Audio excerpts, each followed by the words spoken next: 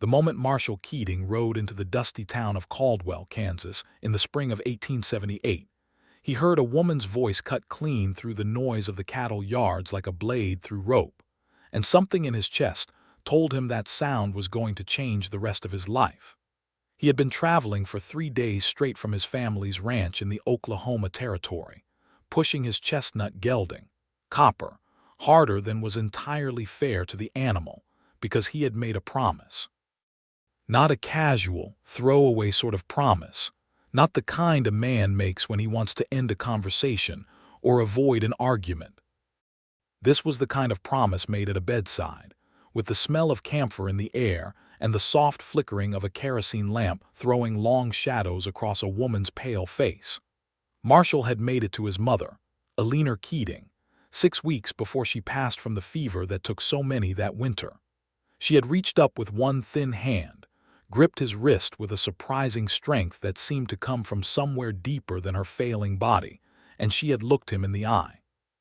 "Marshall," she had said, her voice rough but steady, "you are 26 years old and you have been running cattle and chasing trouble your whole life. I need you to promise me something before I go." He had squeezed her hand. "Anything, Mama. Find yourself a good woman. Not just a pretty one, not just a willing one, a good one, the kind who stands for something. Promise me." He had promised, and he had meant it the way a man means something when the weight of it settles into his bones and does not leave. In the weeks that followed, after the burial on the low hill behind the ranch house, after the neighbors had brought their casseroles and their condolences and eventually stopped coming around, Marshall had sat with that promise the way a man sits with a debt he does not know how to pay. He did not know exactly what a good woman looked like. He figured he would know her when he found her. He had not expected the first sign to be the sound of furious arguing.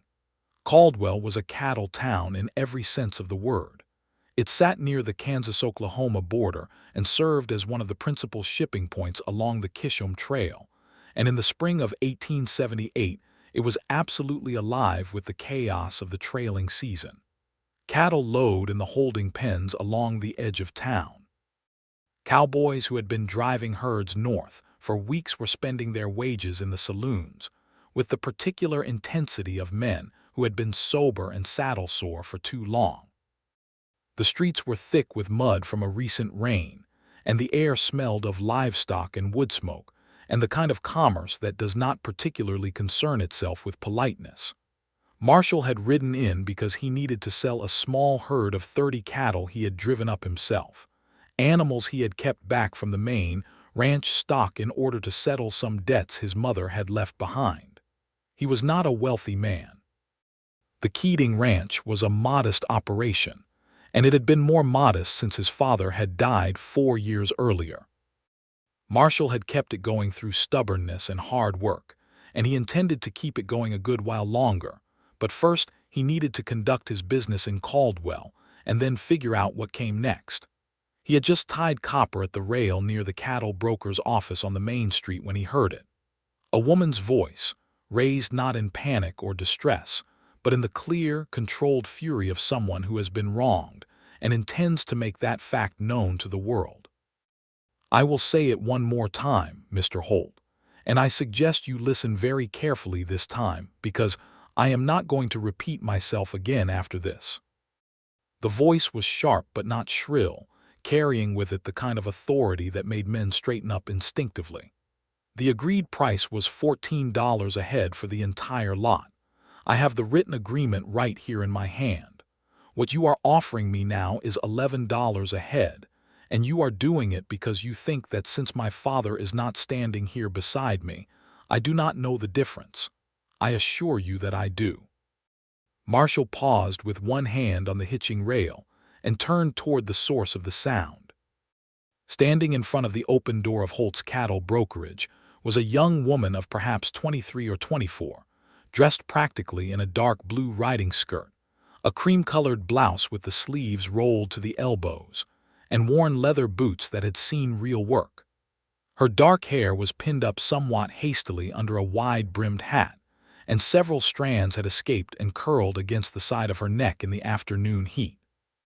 She was holding a folded paper in one hand and pointing at it with the other while she stared down a broad, red-faced man in a brown suit who had the uncomfortable look of someone who had badly miscalculated something.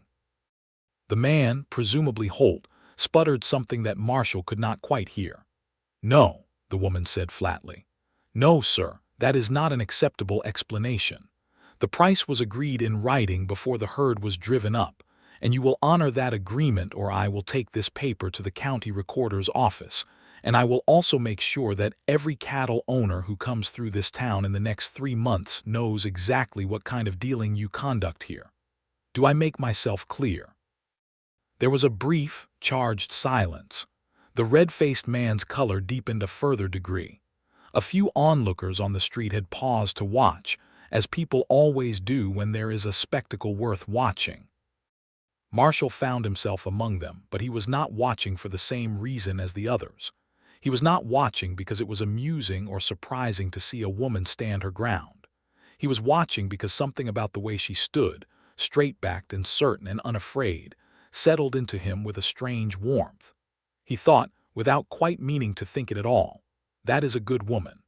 The thought arrived with the same certainty as a nail driving home with one clean stroke. Holt muttered something that sounded like an agreement. The woman accepted whatever he said with a single, brisk nod, and turned away from the doorway with the manner of someone who has concluded a business transaction exactly as she intended. She had not gone 3 steps before she nearly walked directly into Marshall, who had drifted closer without entirely realizing it. She looked up at him. Her eyes were a dark, warm brown, and at this precise moment they were still bright with the lingering fire of her argument. She was not a woman who composed herself in a hurry. "Excuse me," she said with perfect civility, though her chin was still lifted. "My fault entirely," Marshall said, stepping aside quickly. "I was standing where I had no particular business standing." She gave him a brief, appraising look, the kind of look a practical person gives something to determine whether it requires their attention. Then she seemed to decide it did not, gave a small, polite nod, and walked on.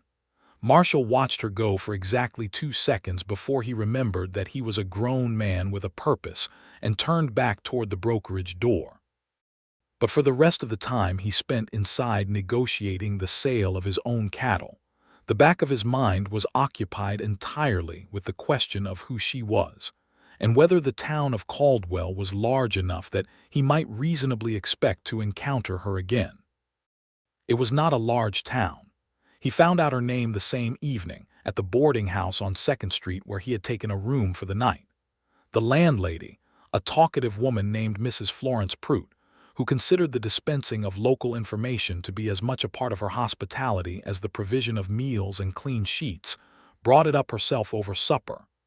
"You'll likely have seen the Bell girl in town today," Mrs. Prout said, setting down a dish of stewed beans and cornbread. "Abigail Bell, Clarence Bell's daughter. They have a farm and a small cattle operation about 7 miles southeast of here. Her father took ill this spring, and she has been managing the whole of it herself, driving their cattle up to sell and negotiating with the brokers just as if she had been doing it her whole life. Which, mind you, she very nearly has, because her father taught her everything from the time she was small. I believe I did see her," Marshall said carefully, "near Holt's brokerage." Mrs. Prout gave a knowing sound that expressed more commentary than several sentences would have. "Holt tried to short-change her on the price. He does that when he thinks he can get away with it. Did not get away with it this time." There was unmistakable satisfaction in her voice. "Abigail Bell is not someone you try to cheat twice." "No," Marshall agreed, reaching for the cornbread. "I expect not." He thought about asking more. He decided against it, not because he was not interested, but because he was more interested than felt entirely sensible given that he had spoken to the woman for approximately 4 words and observed her for perhaps 3 minutes. He spent the rest of the meal listening to Mrs. Prout tell him about the town, and he spent the hours afterward lying on the narrow bed in his rented room, staring at the ceiling and thinking about a woman with dark eyes and muddy boots, who had faced down a cattle broker without flinching. He told himself he would sell his cattle, settle his debts, and return to the ranch the next morning. He told himself this very firmly. He did not do it. In the morning he walked to the feed store on the pretense of needing supplies, and he ran into Abigail Bell standing at the counter waiting for a receipt for a bag of seed corn she had purchased. She was wearing the same practical riding skirt as the day before, or one very like it, and her dark hair was pinned up again under the same wide hat. She looked less fierce in the morning light, more tired actually, with faint shadows under her eyes that suggested she had not slept as well as she might have wished. She recognized him immediately and with apparent surprise. "You were outside Holt's office yesterday," she said. "It was not a question." "I was," Marshall said. "Marshall Keating. I came up from the Oklahoma Territory to sell some cattle. I apologize again for nearly being in your way." She considered this briefly. "Abigail Bell, you were not really in my way. I was not watching where I was going." A small pause. "You have business in Caldwell still?" "I was thinking I might stay one more day," he said, which was true, although he had only decided this in the last 10 seconds.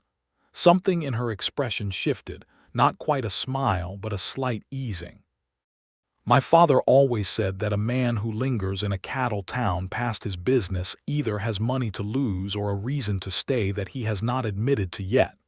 "Your father sounds like a perceptive man." "He is," she said, and then a cloud passed over her face briefly, the shadow of something she was carrying. "He has been ill this spring. It has been a difficult season." "I am sorry to hear that," Marshall said, and he meant it genuinely in the way he had learned to mean such things since losing his own mother.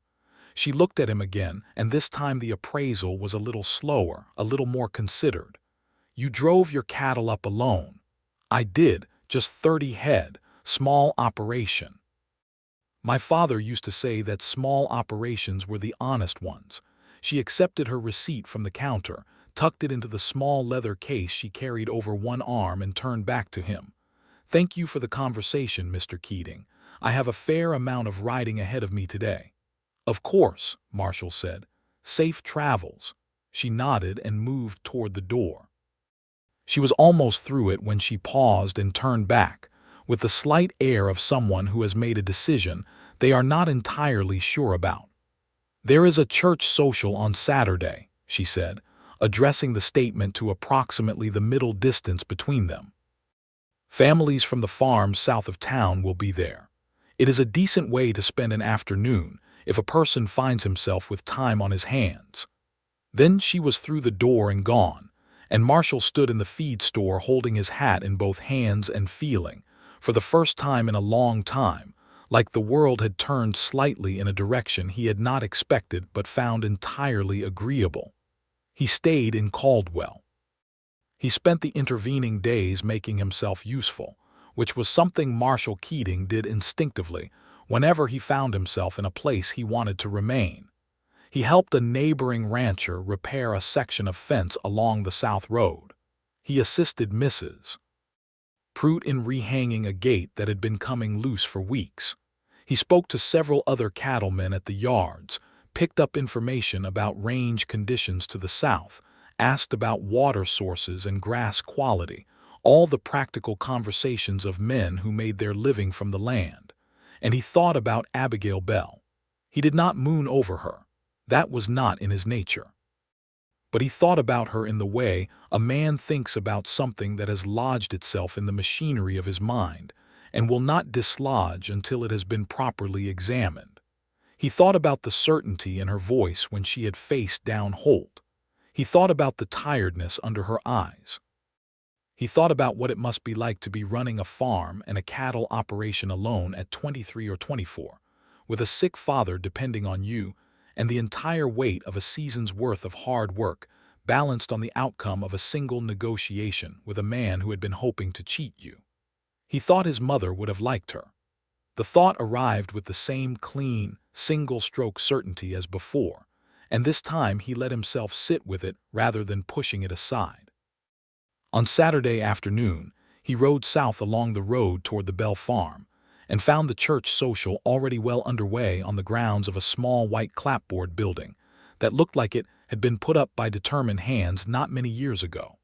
There were tables set up under a stand of cottonwood trees, loaded with dishes that the farming families had brought, and perhaps 40 or 50 people spread across the grass in various states of sociability. Children ran between the adults' legs.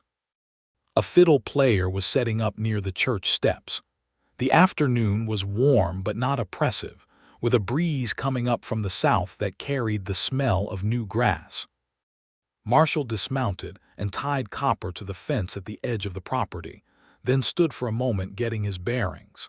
He spotted Abigail almost immediately, not because she stood out in any obvious way, but because he had apparently calibrated himself to notice her. She was standing near one of the tables talking to an older woman, and she was carrying a ceramic dish covered in a cloth that suggested she had brought food. He made his way across the grass, exchanging greetings with people he did not know, responding to the polite curiosity of a community that was accustomed to taking the measure of strangers.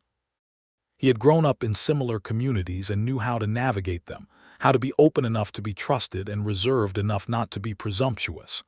Abigail saw him when he was perhaps 20 feet away. Her expression did not change dramatically, but her posture did something small and subtle, a straightening and alertness that he noted and tucked away carefully. "Mr. Keating," she said when he reached her. "You stayed." "I did say I had time on my hands," he replied.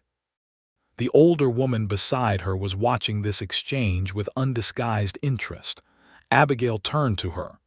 "Mrs. Harmon, this is Marshall Keating from the Oklahoma Territory. He has been in Caldwell this week on cattle business.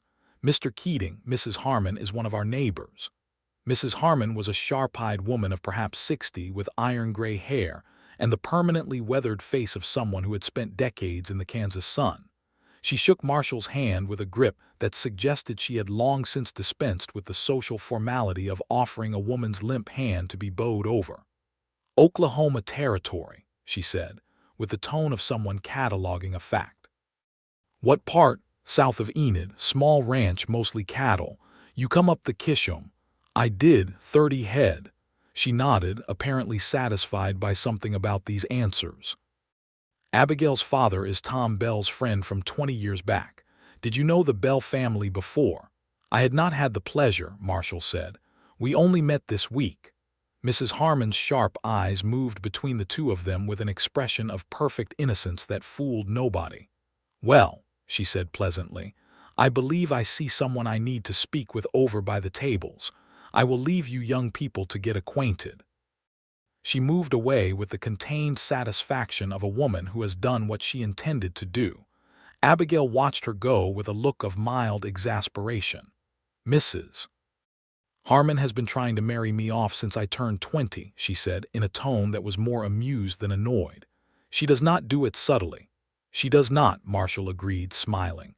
"Does it bother you?" Abigail considered the question with the seriousness she seemed to bring to most things. "Not particularly. She means well. And she is not wrong that it would be useful to have help on the farm." A slight pause. "That sounds very practical." "Practical is not a bad thing," Marshall said. She looked at him sideways. "No, it is not." They walked together to where the food tables were set up, and Abigail set down her dish and lifted the cloth to reveal a pie with a beautifully crimped crust. Marshall looked at it with genuine respect. "Apple," she said, answering the unspoken question. "From the trees my mother planted before she passed. They did well this year." "Your mother passed," Marshall said, and something in his voice shifted in a way he had not intended, a softening that came from somewhere honest. Abigail turned to look at him. 4 years ago, fever." She studied him for a moment. "You said something like that once already." "My mother passed this winter," he said quietly. "Same cause." They stood together for a moment in the way that two people stand when they have inadvertently touched something real between them, something that neither of them had planned to touch. The social noise went on around them, the children's laughter and the fiddle tuning and the soft conversation of dozens of people, but inside that small circle of standing together, there was a moment of genuine quiet. "I am sorry," Abigail said, and she meant it the way he had meant it before. "Thank you," he said. "She made me promise her something before she went." He had not intended to say that, but it had come out with the ease of something that wanted to be said. Abigail did not ask what the promise was. She looked at him for a long moment, and he had the distinct impression that she was a person who understood that some things do not need to be asked about directly because they are already understood. "Let us get some food," she said, handing him a plate, "and you can tell me about your ranch. I want to hear about it."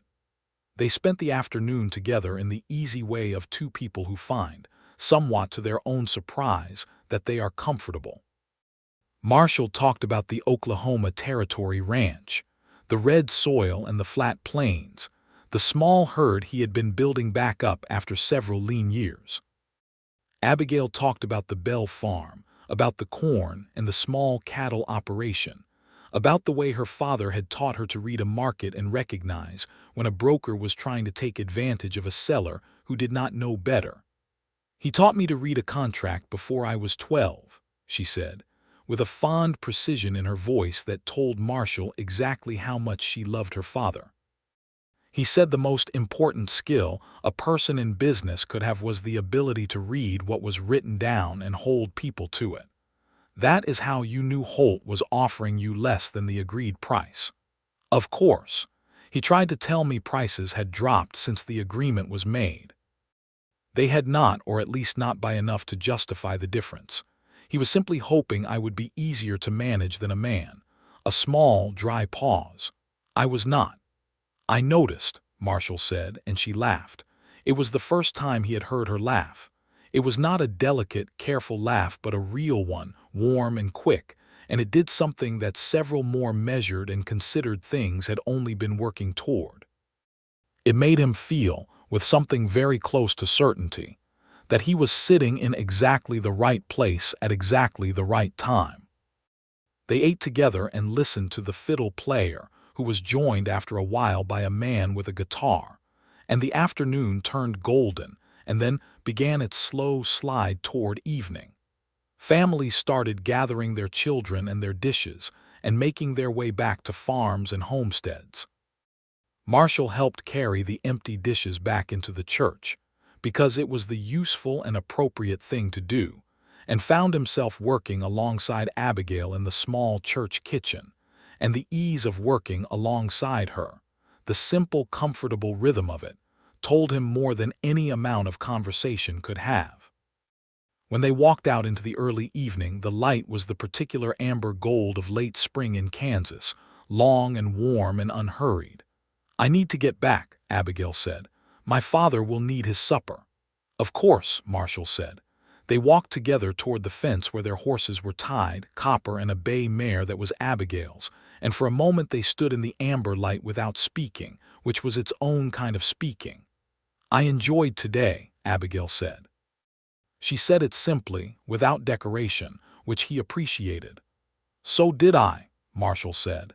He hesitated, because the next thing he wanted to say required more nerve than facing down a cattle broker, and he knew it.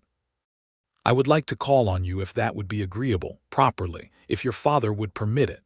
She looked at him, and the evening light caught in her dark eyes, and the small smile that came to her face was different from the dry, amused expression she had worn earlier. This one was softer. "Come to the farm on Tuesday," she said. "My father will want to meet you. He likes to form his own opinions." "So do I," Marshall said. "I think we will get along." She untied her mare, swung up into the saddle with the practiced ease of a woman who had been riding her whole life, and looked down at him from horseback with an expression that was somewhere between thoughtful and pleased. "Tuesday, Mr. Keating," she said, and turned her horse south. Marshall watched her ride away until the amber light swallowed her up, and then he stood alone by the fence with his hand on Copper's neck and felt the particular quiet of a man who has just made an important discovery and has not quite caught up with the implications of it yet. He thought of his mother. He thought, "I think I might have found her." On Tuesday, he rode out to the Bell farm, which sat in a shallow valley between two low swells of the Kansas plain, a neat collection of buildings that had been kept up with consistent care. The farmhouse was whitewashed plank, not large but solid, with a porch across the front where someone had placed a wooden rocker. There were corrals behind the house, a red barn in slightly better repair than the house itself, indicating the order of priorities of people who worked the land for a living. The field south of the house showed the dark rows of a recent planting, and the kitchen garden near the house was already green. Abigail came out onto the porch before he had fully dismounted, which told him she had been watching for him, a fact she apparently saw no need to disguise. "My father is awake and feeling reasonably well today," she said, as he tied copper to the porch rail. "He has good days and bad days. Today is a fair one." "I am glad to hear it," Marshall said, and he was. Clarence Bell was in the chair by the window in the front room, a blanket across his lap despite the warmth of the day, which told its own story about the state of his health. He was a man who had once been large and capable. You could see it in the frame of him, the broad shoulders and the big hands. But illness had spent several months reducing him, and the eyes that looked up at Marshall from that diminished body were the most fully alive thing in the room. They were Abigail's eyes, that same dark, intelligent brown, and they looked at Marshall with the direct, unhurried assessment of a man who had made a lifetime of reading other men. "Mr. Keating," he said. His voice was slower than it probably once had been, but it was clear. "Sit down. Abigail says you are from the Oklahoma Territory." "Yes, sir." Marshall sat in the chair that Abigail had set across from her father, and Abigail herself moved to stand near the doorway, close enough to be part of the conversation but giving the two men their space. "Tell me about yourself," Clarence Bell said, not unkindly but without any interest in preamble. Marshall told him. He was direct and honest because those were his natural modes, and also because he suspected that Clarence Bell would see through anything that was not. He talked about the ranch, its size and its state, the cattle and the land, the debts he was working down since his mother's death, his plans for the future. He talked about how he had come to be in Caldwell, the debts his mother had left and the cattle he had sold to settle them. He talked about his own character as simply as a man can, which is not entirely simply, but he did his best. Clarence Bell listened to all of it without interrupting, which Marshall respected. When he was done, the older man was quiet for a moment. "You came up the Kisham alone with 30 head, Clarence said. "I did. That is a capable thing to do." "Your daughter drove your herd up herself," Marshall pointed out. The ghost of a smile moved across Clarence Bell's worn face. "She did. She is more capable than most men I know." A slight pause. "Do you know what you are doing coming out here? Do you understand what you are considering?" Marshall held the man's gaze steadily. "Yes, sir, I think so." "My daughter is not a woman who needs managing," Clarence said. "She is a woman who needs a partner. There is a considerable difference. A man who does not understand that difference will not last long in her estimation." "I understand the difference," Marshall said. "Or I am beginning to." Another pause. Clarence Bell looked at him for a long moment, and then he looked at his daughter in the doorway, and something passed between them that Marshall was not party to, the private language of a father and a daughter who had spent hard years together and understood each other deeply. "All right," Clarence said, turning back to Marshall. "Come for supper Thursday. Abigail makes a decent roast, even if she will argue with anyone who suggests she ought to improve the biscuits." From the doorway Abigail said, with perfect composure, "There is nothing wrong with my biscuits." "They are dense," her father said mildly. "They are substantial," she said, with the tone of a woman who has had this argument many times and lost it by all objective measures while refusing to concede the point. "There is a difference." Marshall laughed, and Clarence Bell watched him laugh, and nodded once as if this reaction had confirmed something. The weeks that followed were some of the most quietly important of Marshall Keating's life, though he would not have described them that way while they were happening. He would have described them as regular weeks, if you had asked him, weeks of riding back and forth between Caldwell and the Bell farm, of conversations on the porch and over supper tables, and beside the corrals while Abigail went about the work of the farm. He helped. He did not make a large gesture of it, did not arrive and announce his helpfulness, simply showed up on days when he knew there was work to be done, and made himself useful in the quiet, practical way of a man who has spent his adult life working the land. He repaired a section of the barn roof that had been letting water in. He helped Abigail move a portion of the cattle herd from the south pasture to the north one, where the grass was better this time of year. He chopped wood and mended fence, and did the 100 small tasks that accumulate relentlessly on any working farm. In exchange, Abigail fed him meals of increasingly impressive quality, as if she was willing to concede the biscuit argument through demonstration rather than words, and talked to him in the evenings while the light faded and the Kansas plains went gold and dark around the farm. She talked about the farm's history, about her mother who had planted the apple trees and her father who had taught her to keep accounts.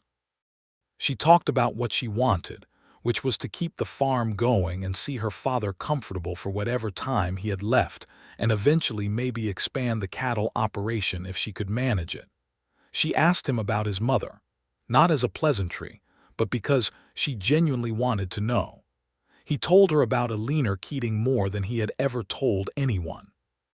He told her about his mother's sharpness and her humor, about the way she had run the household and contributed to the ranch work and read everything she could get her hands on in a place where books were not easy to come by. He told her about the promise. Abigail was quiet for a long moment after he told her about it. They were sitting on the porch steps in the early evening, and the first stars were coming out over the plains, and the sound of the cattle in the corrals was a low, comfortable backdrop. "What does a good woman mean?" she asked at last. "What did she mean by it?" "I think she meant someone who stands for something," Marshall said. "Someone who has some spine to her, someone honest." He looked at her. "I think I knew what she meant when I saw you arguing with Holt." Abigail was quiet again. A night bird called somewhere out on the dark plain. "That is a strange thing to find attractive," she said finally, but the way she said it was not dismissive. It was closer to wondering. "Maybe," Marshall said, "but it is the truth."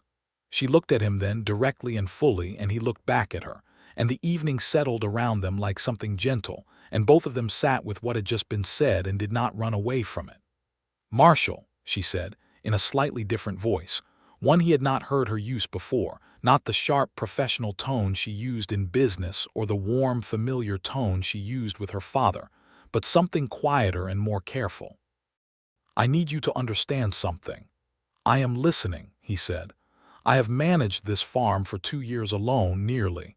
I have made every decision, handled every negotiation, dealt with every difficulty.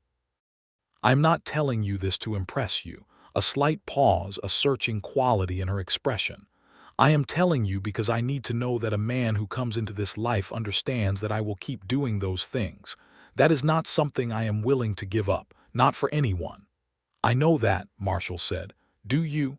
Some men say they know it until they actually see it." "I have seen it," he pointed out. "Holt's brokerage, the feed store, every evening we have spent talking about the cattle market and the grain prices. I have been watching you manage things since the day we met. I know exactly what you are." He met her eyes steadily. "And I have not once wished you were different."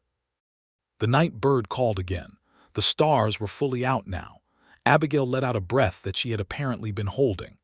"Good," she said, and then after a moment with a careful deliberateness, "I think you might be a good man, Marshall Keating."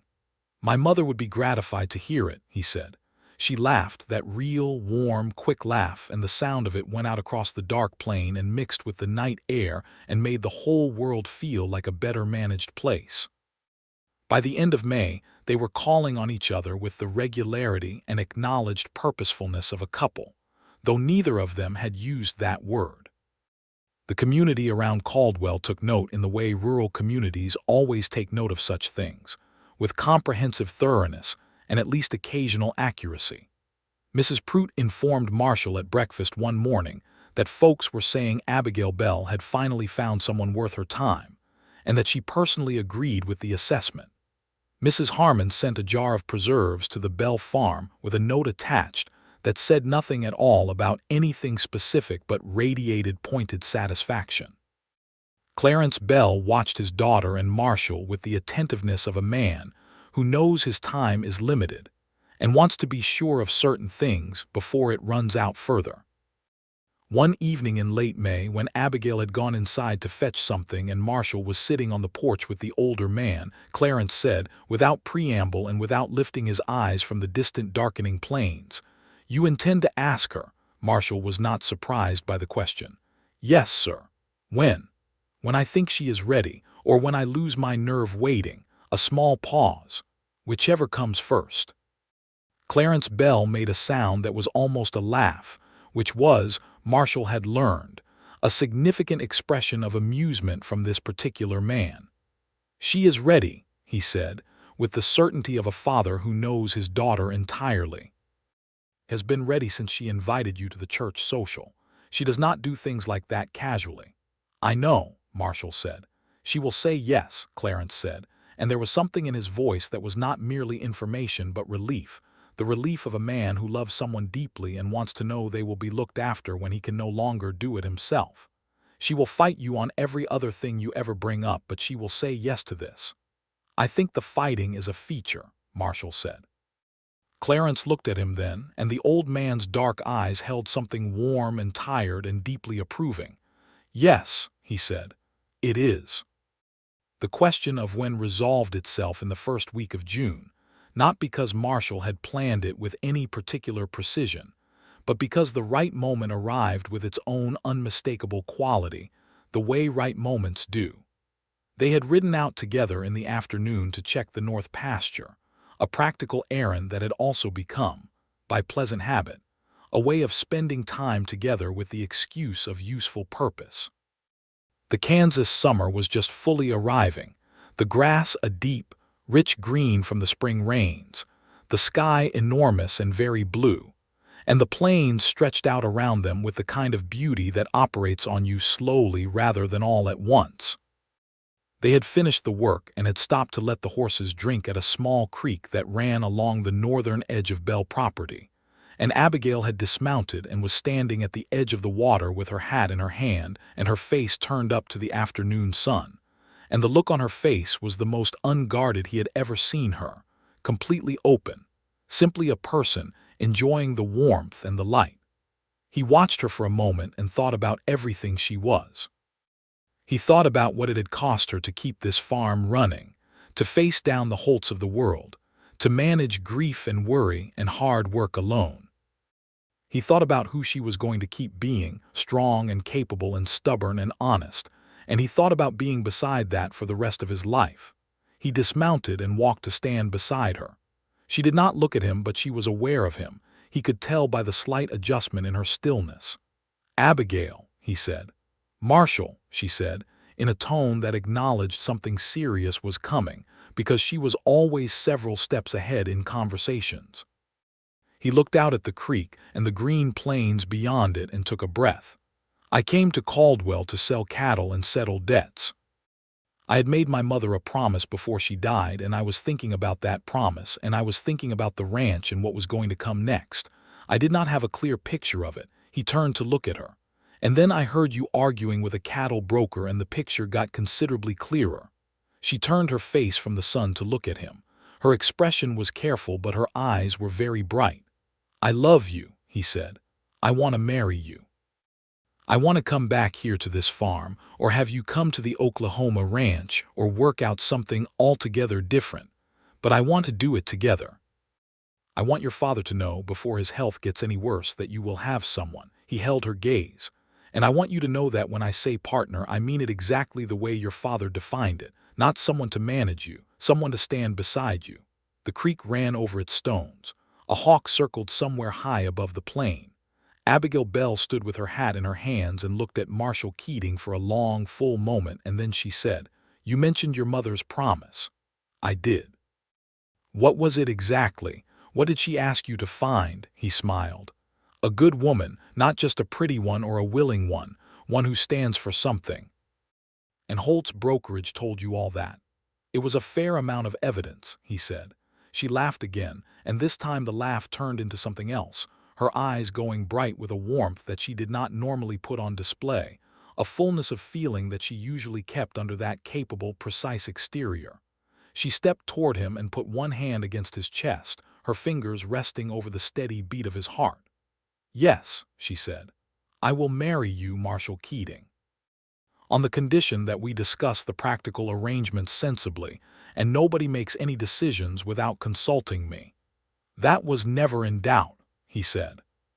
She looked up at him with those dark eyes and that real smile, and he put his arms around her, and she let him, and they stood together at the edge of the creek in the wide afternoon light of the Kansas summer. And Marshall thought of his mother and thought, "I found her." The practical arrangements, as Abigail had specified, were discussed with complete seriousness over several evenings, with Clarence Bell present and contributing opinions that were characteristically direct. The question of where to live was the central one. The Bell farm was Abigail's home and her father's, and Clarence's health made it impractical for him to relocate. The Oklahoma ranch was Marshall's livelihood and his family land. After 3 evenings of conversation, during which maps were consulted and numbers were discussed, and Abigail asked approximately 47 more questions than any other participant, they arrived at a plan. The Oklahoma ranch would be leased to a neighboring family for the time being, at a rate that would provide Marshall with income while he worked the Bell farm and built up the cattle operation here. In 2 or 3 years, depending on how things developed, they would revisit the question of which property to keep and which to sell, making the decision based on what made the most economic sense at that time. It was a practical plan built by practical people, and all 3 of them were satisfied with it. Clarence Bell said, when the plan was settled, "Good. Now let us talk about the wedding before I fall asleep in this chair." The wedding was held on the 2nd Saturday of July, 1878, at the same small white clapboard church south of Caldwell, where Marshall had first spent an afternoon in Abigail's company. It was a hot day, bright and clear, and the community turned out with the genuine warmth of people who have been rooting for something and are glad to see it come about. Mrs. Harmon brought 2 pies. Mrs. Pruitt came out from Caldwell in her good dress, and cried openly during the ceremony, which she seemed to consider entirely appropriate. Clarence Bell sat in a chair that had been brought from the farm and placed in a position of honor at the front of the church, and he watched his daughter walk down the aisle with an expression that contained the whole of what a father's love looks like when it is mixed with pride and sorrow and joy, and the deep satisfaction of a man who has managed to do the one thing that mattered most. Abigail walked without a veil. She had been firm on this point. She wore a cream-colored dress that Mrs. Harmon had helped her make, with small buttons at the wrists and a gathered skirt, and she carried a small bundle of the wildflowers that grew along the creek in the north pasture. She walked with her chin up and her back straight, the way she walked into everything, and she looked at Marshall the entire length of the aisle. He stood at the front of the church in his good suit, which he had brushed thoroughly and which fit him reasonably well, and he watched her walk toward him and thought, in the quiet of that moment with the fiddle player playing something gentle and the warm July light coming through the windows, that he had never in his life been more certain of anything. The minister, a young man named Reverend Gates who had come to the area 2 years earlier and was still, by his own admission, learning the congregation, conducted a ceremony that was straightforward and sincere. When the time came for vows, he offered them the standard words, and both Marshall and Abigail said them clearly and without hesitation, looking at each other rather than at their hands or the minister, which he later told his wife was one of the things that told you whether a couple meant it. They meant it. After the ceremony there was food and music and the particular lively happiness of a summer afternoon celebration in a community that does not have many. The fiddle player from the church social reappeared, joined again by the guitar player, and as the afternoon wore on and the heat eased slightly toward evening, couples danced on the grass outside the church. Marshall and Abigail danced, which surprised some people who knew Abigail as a person who generally approached social events with a kind of pleasant efficiency. But she danced with him with a lightness that was entirely genuine and made several of the older women at the gathering exchange significant glances. Clarence Bell watched from his chair, his blanket across his lap even in the July heat, and the expression on his face was the most purely peaceful that Marshall had ever seen it. They spent the first weeks of their marriage in the farmhouse, Abigail and Marshall and Clarence, establishing a rhythm of living together that was new but not uncomfortable. Marshall stepped carefully in that house, not because he was unwelcome, but because he understood it was a place full of the weight and texture of another family's history, and he gave it the respect that deserved. He moved into the rhythms of the farm with the same quiet usefulness he had shown from the beginning, without making any grand changes, simply adding his work to the work that already existed. Abigail watched this with a thoughtfulness that he noticed. One evening about 3 weeks after the wedding, she came and sat beside him on the porch after her father had gone to bed, and she put her head against his shoulder with the deliberate ease of someone trying out a new habit. "Thank you," she said. "For what exactly?" he asked. "For understanding this house," she said. "For not coming in and rearranging things." He put his arm around her. "It is your house. It is your father's house. I am the one who came here." "You are part of it now," she said quietly. "I want you to know that." He held her in the night air, and the stars came out over the plains, and the cattle moved softly in the corrals, and the creek ran somewhere in the dark a half-mile north, and the world felt like a complete thing, like a thing that had been assembled correctly. Autumn came, and with it the work of harvest and preparation for winter. Marshall proved himself in the autumn work in the way that a farmer earns his place, through showing up before dawn and staying after dark, and doing what needed doing with consistency and without complaint. He and Abigail developed the easy efficiency of two people who work well together, able to manage tasks in parallel, to divide work between them without lengthy negotiation, to read each other's intentions across a field or a corral without needing to shout. They argued, too, because they were both people with strong opinions, and they had come into this partnership as equals rather than as a man and a dependent woman, which meant arguments happened with the full engagement of two capable people who both believed they were right. They argued about the best time to sell the autumn cattle, about whether to plant a larger wheat field next spring, about the question of hiring a hand for the busiest part of the season. These arguments were often noisy and occasionally extended over several days, but they always resolved, because both of them had the fundamental respect and the fundamental interest in the same outcome that makes disagreements navigable rather than corrosive. Clarence Bell, who spent much of his day listening from his chair, observed these arguments with a satisfaction he did not particularly conceal. "He holds his own," he told Abigail one afternoon when Marshall was out working. "He does," she said, with a kind of admiring exasperation. "Good," Clarence said. "You need someone who holds his own." As autumn deepened toward winter, Clarence Bell's health, which had been in a slow and quiet decline, became something they watched more carefully. He had good weeks and poor ones, periods where he seemed to gather strength and others where the illness took more from him. Marshall drove to Caldwell on multiple occasions for medicines, and once brought the doctor out from town. And the doctor said what they already knew, which was that the condition was not one that improved with time, and that the priority was comfort. Abigail managed this with the same straight-back steadiness with which she managed everything, but Marshall understood, because he had managed the same thing with his own mother. That steadiness is not the absence of difficulty.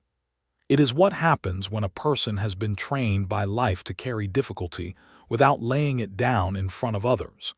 He watched her carry it and made sure she never had to carry it alone.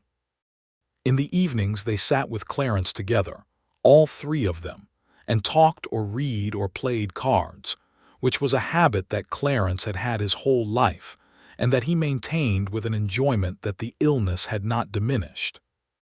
He taught Marshall to play poker in a way that suggested he found the teaching as pleasurable as the game, and he told stories from his younger years with a storyteller's instinct for timing that Abigail, who had heard these stories many times, still listened to with attention and affection.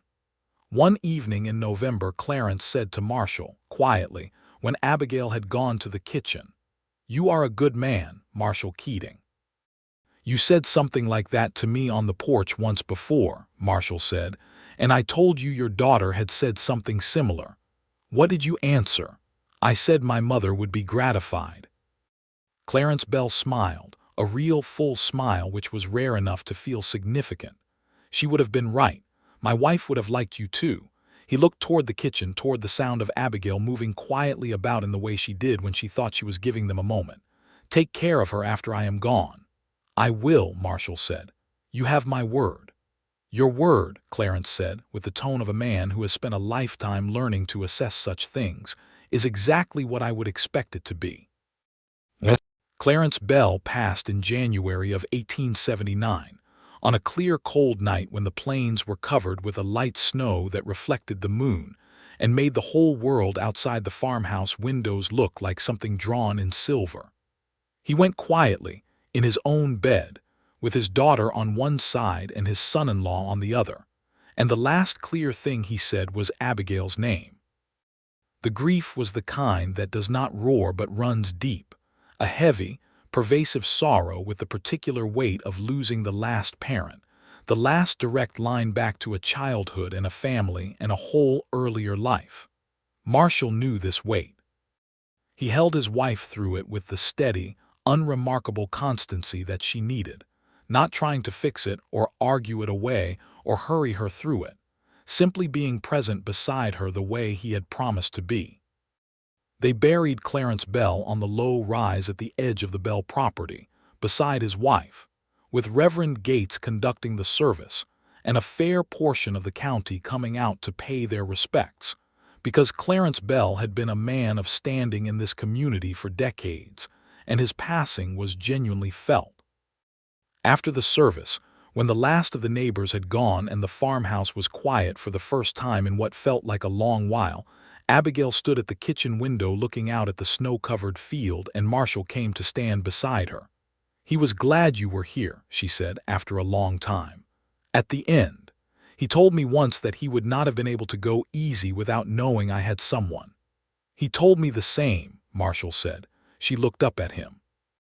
Her eyes were red, but her face was quiet. "I am glad you rode into Caldwell that day," she said. "I am glad you stood outside Holt's office." "I was not going to let you pass without speaking," he said. "Even if I did not know that yet." She took his hand and held it, and they stood together at the window looking out at the silver-white winter plain, and the grief was real and present and not pretended away. But underneath it, running steady and warm, was the current of the thing they had built together, the marriage that was becoming more fully itself with every month that passed. Spring came slowly that year, as Kansas springs often do, teasing with warm days and then retreating into cold, but by April it had settled in properly. Marshall negotiated the continued lease of the Oklahoma ranch for another term, at better rates this time, having had a full season of experience with the tenant and the market. He and Abigail sat at the kitchen table with the accounts spread between them and went over the numbers together the way her father had taught her to go over numbers, carefully and without wishful thinking. They were building something, not just maintaining what Clarence had built, but actively extending it. Marshall had identified that the Bell cattle operation could profitably be doubled in size given the available pasture on the property, and he had spent the winter making the case for this expansion in conversations with Abigail that were sometimes arguments and were always interesting. By spring she had agreed, with conditions and specifications that Marshall had incorporated into the plan without being asked to, because he had been paying attention. They bought additional cattle in the spring market, negotiating the purchase together, which was an experience that the sellers seemed to find somewhat destabilizing, as they were not accustomed to working through a transaction with both a husband and his wife participating as equals. Marshall found this consistently entertaining, particularly when a seller who had been directing his responses to Marshall exclusively would make that error once more. And Abigail would rephrase her question or comment with a particular precision that made very clear which of the two of them was actually going to be the decisive voice in this transaction. "You enjoy that," she said to him once, riding back from Caldwell after a purchase that had been concluded on exactly her terms. "I absolutely do," he said without any shame. She gave him a look that was not quite suppressing a smile. "You are supposed to be on my side." "I am entirely on your side," he said. "I just also enjoy watching people discover who they are dealing with." This time the smile was not suppressed. It broke across her face in the open, unguarded way that he loved and that she reserved for him, and she shook her head and turned back to the road ahead. In late spring of 1879, Abigail told him, one morning before the day's work had properly started, with the direct simplicity she brought to important announcements, that she was going to have a child. Marshall was quiet for a moment, in the way he was quiet when something moved him deeply, and then he reached across the breakfast table and took her hand with both of his. "How are you feeling?" he asked. "Well, so far," she said, watching him with the same careful attention she always brought to his reactions. "It will be winter." "We will manage," he said. "I know," she said. "I just wanted you to know. I wanted to tell you first before Mrs. Harmon somehow finds out through the air itself." He laughed and she laughed, and the morning light came through the farmhouse windows and lay warm across the kitchen floor. And outside the Kansas spring was in full, generous bloom. They managed, as promised, and more than managed. The summer and autumn work continued with the added dimension of Abigail's pregnancy, which she approached with the same practical efficiency she brought to everything, making adjustments where necessary and refusing to make them where unnecessary, and occasionally arguing with Marshall about which situations were which. He worried more than she did, as a general rule, which she found somewhat amusing and occasionally touching.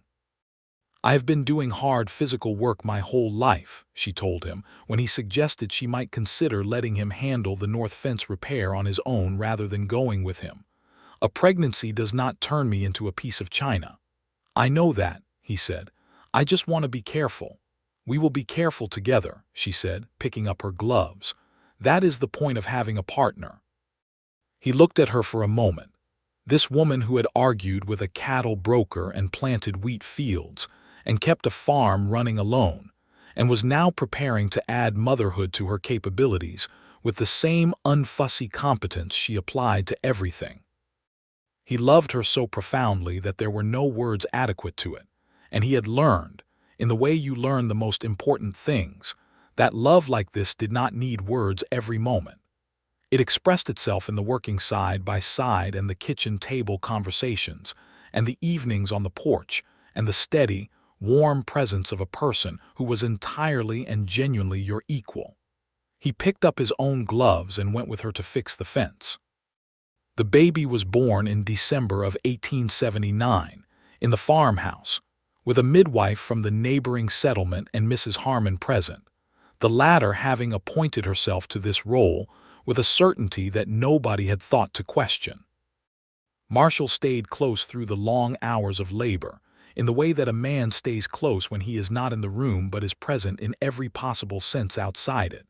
And when the door finally opened and Mrs. Harmon came out with a look on her face that was entirely different from her usual sharp, measuring expression, something soft and enormous, he was already standing. "A boy," Mrs. Harmon said. "Healthy, both of them fine. A son." Marshall went into the bedroom and found his wife lying back against the pillows with the exhausted, luminous expression of a woman who has just done the hardest thing she has ever done and knows it, holding a small red-faced bundle with the particular careful firmness of someone who has thought about this moment and intends to do it correctly. She looked up at him, and her face did something he could not fully describe, which was to open in a way it only opened for him. "Come and meet your son," she said. He sat beside her on the edge of the bed and looked at the boy, who had Marshall's broad brow and what might eventually be Abigail's dark eyes, and who was currently furious about the entire situation of being born and expressing this with impressive volume. "He has strong opinions," Marshall said. "He is my child," Abigail said with perfect satisfaction. "What did you expect?" Marshall put one gentle hand against the boy's small, outraged head. "Hello," he said. "We have been waiting for you." They named him James Clarence Keating, for Marshall's father and Abigail's, and within the Bell Farm community the name was understood immediately as the honoring of the two men who had built the ground this boy would grow up on. The years that followed were full years in every sense. The Bell Farm grew. The cattle operation expanded as Marshall had planned, methodically and carefully, and Abigail's management of the accounts and the commercial relationships with brokers in Caldwell meant that the Bell cattle consistently sold at strong prices. Word spread, in the quiet way that such things spread in rural communities, that dealing with Abigail Keating was not the same as dealing with a woman who could be managed. It was dealing with someone who knew exactly what she was doing and would hold you to every word you said. This reputation, which would have been a problem for other people in other lives, turned out in practice to be an asset, because it meant the brokers who dealt with her were the ones who wanted a straightforward transaction rather than an opportunity for creative interpretation.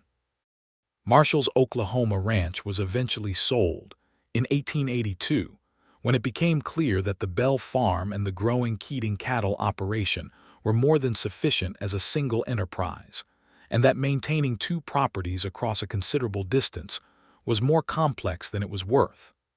The sale price was fair, and the money went into the farm and into a small account that both Marshall and Abigail agreed to treat as security rather than as operating capital. They built a new addition onto the farmhouse in 1882, when Abigail announced, again with the same direct morning-light simplicity, that there was going to be another child. The addition was a large room off the south side of the house, planned by Abigail with the attention to practical detail that characterized all her plans, and built by Marshall and a pair of neighbors over the course of a summer that was hot and productive, and accompanied by a great deal of cold lemonade and highly informed supervision from Abigail, who was not going to let anyone put up walls that were not square. The second child was a daughter, born in the early spring of 1883, named Alina after Marshall's mother. She arrived with considerably less drama than James had, or possibly Abigail had become more experienced, and she was a calm, wide-eyed infant who studied everything placed in her field of vision, with an expression of concentrated assessment that Marshall said was entirely her mother from the first day. James, who was 3.5 and had developed into a small, determined individual with loud opinions, and his father's tendency to simply do things rather than talking about them, examined his new sister with a gravity appropriate to the occasion, and then announced that he would teach her to ride horses. "She is 4 days old," Abigail said. "I will wait," James said with the patience of someone who has considered and accepted the logistics of the situation. Abigail looked at Marshall. Marshall kept his expression very controlled. "He is your child too," she said. "He absolutely is," Marshall agreed. "He has my build and your certainty. I consider this a success." She threw a dish towel at him, which he caught, and the ordinary domestic happiness of the moment settled around them like weather. By 1885, the Keating operation, as people had come to call the Bell Farm under its new management and expansion, was one of the more successful small cattle operations in the area. They employed 2 full-time hands, brothers named Peter and Samuel Walsh, who had come down from Missouri and who were steady and capable workers, and during the trailing season, they hired additional temporary help as needed. Marshall had the reputation of being a fair employer, which meant they never had difficulty filling those positions. Abigail continued to handle all the commercial negotiations with a thoroughness that had long since become simply accepted as the way things worked at the Keating operation. When new cattle buyers came through Caldwell and were unfamiliar with the local operations. They occasionally made the mistake of addressing their inquiries exclusively to Marshall. He would direct them to Abigail with a pleasant implacability that usually resolved the misunderstanding quickly, and Abigail would conduct the transaction with a professionalism that made the mistake easy to forget on both sides. There was one broker in particular, a man named Whitfield who came down from Wichita in the autumn of 1884 trying to establish new purchasing relationships, who made this mistake more persistently than most. He directed 4 consecutive questions to Marshall, who answered 3 of them with variations on "my wife handles that," and the 4th by simply looking at Abigail and waiting. Whitfield eventually turned to Abigail with the expression of a man who has revised his understanding of a situation, and Abigail walked him through the terms and pricing of the proposed arrangement with complete composure, secured conditions that were 15% better than the opening offer, and shook his hand at the end with the finality of a woman who considers the matter satisfactorily closed. In the wagon on the way home, Marshall said, "15%. He was offering low on purpose," she said. "They always do the first time." "I know," he said. "I meant it as admiration, not surprise." She glanced at him sideways. "You have never once been surprised." "No," he said. "I have not." He reached across and covered her hand with his where it rested on the wagon seat. "I knew from the beginning." The summer of 1886 was a dry one, harder on the range than the previous several years had been. The creek that ran along the northern edge of their property ran lower than Marshall had ever seen it, and the south pasture showed the particular pale, stressed color of grass in insufficient water. It was a year that tested cattle operations across a wide area, and several smaller operations that had been marginally viable folded under the pressure of it. Marshall and Abigail worked through it with the systematic seriousness of people who have been managing a farm long enough to know that a bad year requires different decisions than a good one. They reduced the herd by selling earlier than planned and at lower prices, which was a calculated loss that protected their remaining animals from the worst pressure of the dry season. They hauled water for the kitchen garden and the house cattle rather than letting the wells run down unnecessarily. They were careful in the way that careful people are careful, which is different from frightened, and they managed the year without losing the ground they had built. In the evenings that summer, Marshall and Abigail sat on the porch that had been Clarence Bell's porch and watched the dry sunset colors over the plains and talked about the land and the cattle and the children and the future, the way people talk when they have built something together and intend to keep building it. James, who was 6 by then, had begun accompanying his father on the daily ranch rounds with an earnestness that Marshall found both touching and extremely practical. He was a boy who learned by doing, and who asked questions with the directness of someone who expects straight answers, which he generally received from both parents.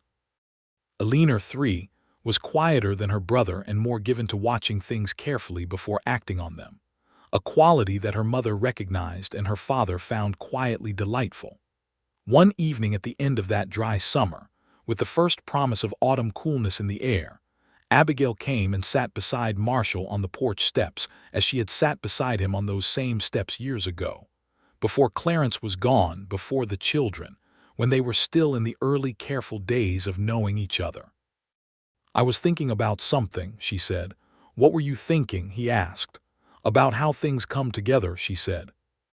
"How you were passing through Caldwell and I was arguing with Holt and you stood outside and watched." She paused. "I did not know you were watching at the time." "I was not being covert about it," he said. "I was simply standing there." "No, I know," she said. "I was thinking about how things come from such particular moments, from such small accidents." He was quiet for a moment, watching the evening sky. "My mother asked me to find a good woman," he said. "I think she knew it would not be the result of a plan. She knew I would know it when I saw it." Abigail looked at him. "And you saw it in a property dispute." "I saw someone who knew what she was owed and was not willing to take less," he said. "That seemed like evidence of good character to me. That is a peculiar standard." It worked, he pointed out. She was quiet for a moment, and then she leaned against his shoulder, and he put his arm around her, and the Kansas autumn evening settled around them with its stars and its cooling air and its smell of dried grass and the distant sound of cattle, the sound of the life they had built. "Yes," she said. It worked. The years continued to pass in the way good years pass, full of ordinary things that are not ordinary at all but are the substance of a life lived fully. James grew into a tall, steady boy who had the farm in his blood, and who, by the age of 12, could negotiate the purchase of a saddle without assistance, and had once corrected a grain supplier's arithmetic before anyone else at the counter had noticed the error. Abigail said nothing when she heard about this, but her expression for the rest of the afternoon had a quality of satisfied vindication that told its own story. Eleanor, quieter than her brother and quicker than most people realized, developed an interest in the accounts that her mother had managed with such precision, and by the time she was 9, she was sitting at the kitchen table during the bookkeeping evenings, and following the columns of numbers with a concentration that caused Abigail to look at Marshall over the child's head, with an expression that said several things simultaneously. A third child arrived in 1888, another son, named Henry Thomas Keating, after neighbors who had been friends to the family in the early years. He arrived in the summer, and was from the beginning a cheerful and communicative individual who seemed to approach the world with a particular delight in its offerings, which was a temperament that somewhat surprised his parents given the general seriousness of both of them, and which they found endlessly charming. The farm by this point had settled into the deep rhythm of a well-established operation, the kind of rhythm that comes from years of working the same land and knowing its particular moods and requirements. The cattle herd was strong. The wheat fields were productive. The hired hands had been with them long enough to feel like part of the place, rather than employees in the strict sense. The farmhouse, with its additions and improvements accumulated over the decade, felt completely and thoroughly inhabited. Mrs. Harmon, who had aged into the status of the area's most universally respected elder, came to Sunday dinner one autumn and sat at the head of the table that was Abigail's and Marshall's and the children's, and looked at all of it with an expression that she did not try to contain. "I was right," she said, with the contentment of a woman who has been waiting a decade to say a thing and finds it as satisfying as she anticipated. "About what exactly?" Abigail said, passing the bread. "About you," Mrs. Harmon said, accepting the bread. "About all of it." Abigail looked at Marshall. Marshall looked at Abigail. James, 12, watched this exchange with the thoughtfulness of a boy who understood more than he said. Eleanor, 9, was reading something under the table, which everyone was pretending not to notice. Henry, 1, was engaged in a determined project with a wooden spoon that had his complete attention. It was a warm, cluttered, entirely complete evening at the table of people who had been lucky enough and careful enough and willing enough to build something real together. After supper, when Mrs. Harmon had been seen to her wagon and the children were in bed and the house was quiet, Marshall and Abigail stood in the kitchen washing the dishes together in the comfortable, companionable silence of people who have stood in this kitchen doing this exact thing enough times that it has become one of the textures of their life together. "Mrs. Harmon was right," Marshall said. "I know," Abigail said, drying a plate. "Do not tell her I said so."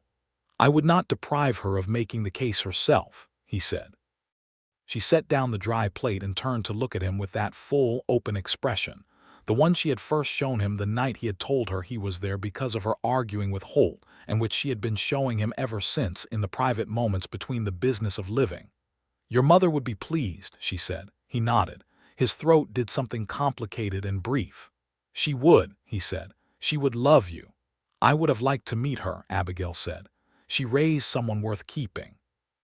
He looked at her across the kitchen in the lamplight, with the sounds of the sleeping house around them, and the Kansas night outside the windows, and the whole weight and texture of the life they had built filling every corner of the place. "You are the thing she asked me to find," he said. "She asked me to find a woman who stands for something. You stand for everything I can think of worth standing for." Abigail looked at him for a moment with the warm, bright eyes that had first looked at him across Holt's doorway with nothing but businesslike assessment, and had since looked at him through grief and joy and argument and harvest and birth and ordinary Tuesday evenings and every variation of life between. "Come to bed," she said, with the simple warmth of a woman who is entirely at home in her life. "We have an early morning." "We always have an early morning," he said. "Yes," she said, taking his hand, "we do." They closed up the kitchen and went through the farmhouse that had been Clarence Bell's house and was now theirs, past the rooms where their 3 children slept, out to the room they shared.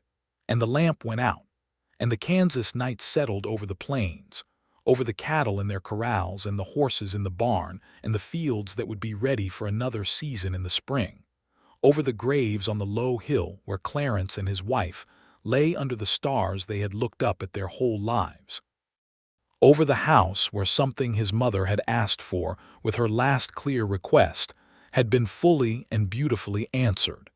He had promised Abigail Keating that he would find a good woman.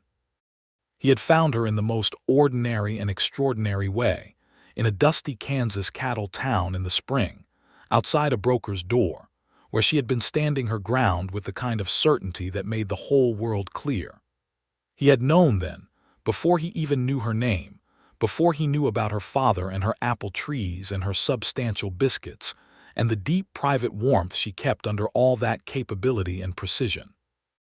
He had known the way you know some things, not through consideration or argument but through a simple recognition, as if something that had been described to you once in a dream had just walked into the waking world and introduced itself. He had found her. And in finding her, in marrying her and working beside her and grieving beside her and raising children with her and building a life with her that was every bit as full and complicated and rich as 2 strong-minded people between them could make it, he had honored his mother's request in the fullest sense she could possibly have intended. The plains turned under the dark sky. The stars were the same stars that had always been there. The house was warm and quiet.